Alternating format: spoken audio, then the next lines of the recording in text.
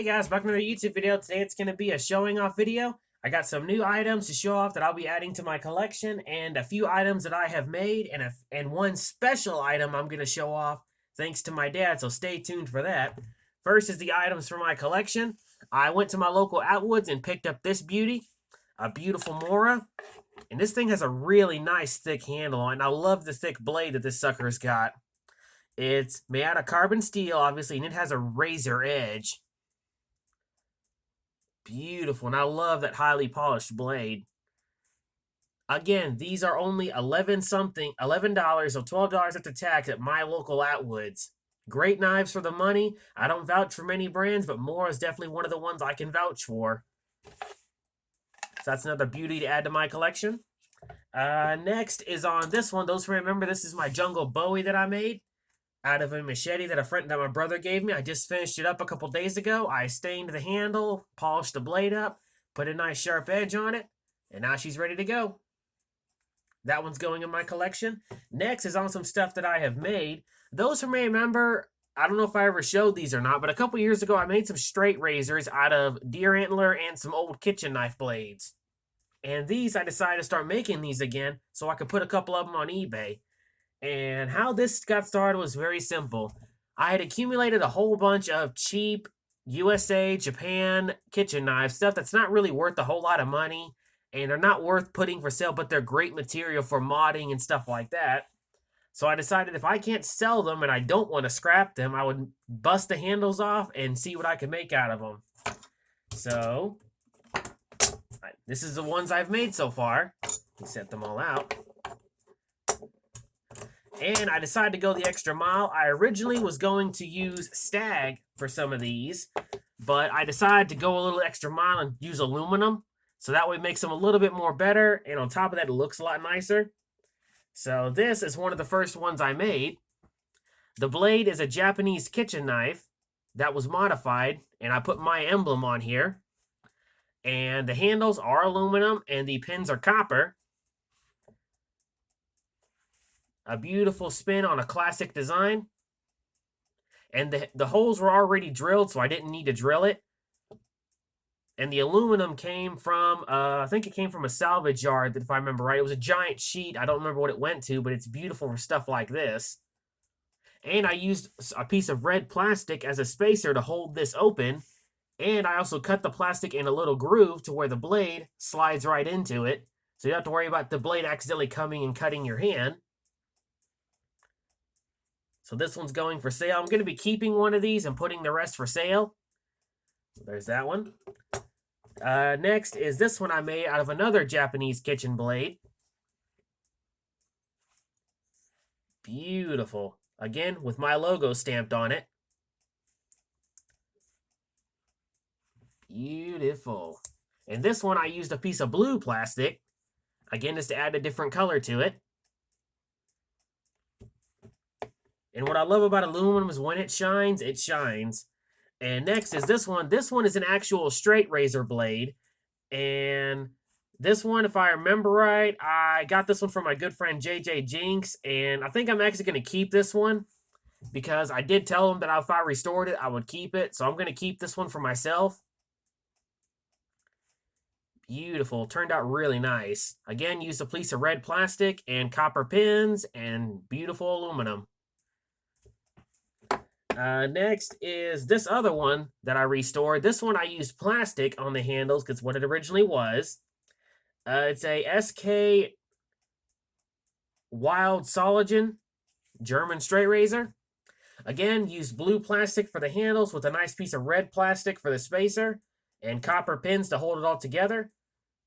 This one I haven't decided yet. I might sell this one. I might keep it. I don't know yet. It's still really beat up. I tried my best to clean it up, but some of that pitting is really deep in that blade. I mean, I tried my best, but I don't know. I'll have to decide shortly. So there's that one. And then next is this one. I kept the original knife logo. Kind of stiff because I haven't oiled this one yet. This one was a Maxim Steel Japanese kitchen knife that was modified. Beautiful. That one turned out really nice. And I kept the original grind on the knife because there was no need to change it, so I just shortened it and rounded it and kept one of the edges right here. Beautiful. That one's going to be put for sale. And then, of course, I had to make a large one. I guess this would be more considered a banana knife than a straight razor, because obviously nobody would straight razor with one this big. And this one was, again, a Japanese kitchen knife. So I guess majority of these were all Japanese kitchen knives. I think the USA ones I haven't used yet. Again, nice piece of aluminums for the scales and copper pins. Nice piece of red plastic for the bottom. And a beautiful blade from an old kitchen knife. And I even kept the original logo and the Japanese mark. So these will be this one will be put for sale as well. Again, just a beautiful spin on a classic design. All right, that's all those. And now getting into my special item. This one I got to put my gloves on. Those who may remember, obviously, I'm a huge Buck Knives fan. And my father and I are subscribed to Buck's, not only their YouTube channel, we're also members of their official club. And my father saw the Buck of the Month coming out. And he decided, while he could, he bought one for himself and one for me. And I'm really happy that he did that, because I know these are not cheap. And this is not available anymore. These were only available for one day. These are the commemorative 112s. Trying to get this out without damaging the box. Come on, get out of there. That they released this month. A beautiful knife. And what makes this one a little bit different than the standard 112 is you're about to see why. Gently set that. Comes in its beautiful bag. And then here she is. Nickel silver. Beautiful, highly polished nickel silver with the S30V heat-treated boss blade. And the beautiful African ebony wood handles. That is just gorgeous. And again, these are currently not available anymore, so whoever picked one up, I'm glad you were able to. But yeah, from the description on the box, these bolsters and pins are nickel silver, the blade is S30V, and the emblem right here is sterling. Beautiful piece to add to my collection. If this knife wasn't so expensive and so nice, I would so carry this.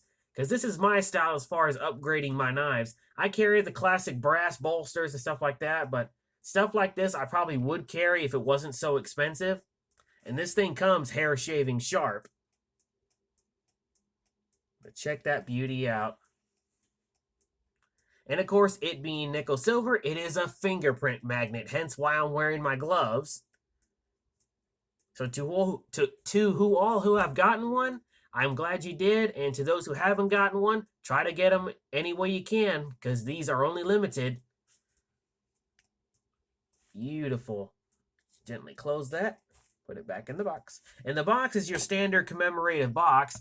The only thing I can complain about, and I normally don't complain about Buck, this is the only thing I can complain about, is instead of the distressed leather sheath like this, I would prefer a dark brown leather sheath.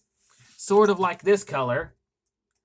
A nice, beautiful dark brown to go with this. That's my only complaint. Other than that, it's a beautiful leather sheath, made in America, as all things should be. And you can't complain how beautiful the quality is. So y'all better give my dad a lot of love in the comments, because he didn't have to do this, and he did get it for me. So that's all I got to show off, and I hope everybody has a good Merry Christmas. And I look forward to putting some of these straight razors on eBay. So I hope you guys enjoy the video. And as always, stay sharp.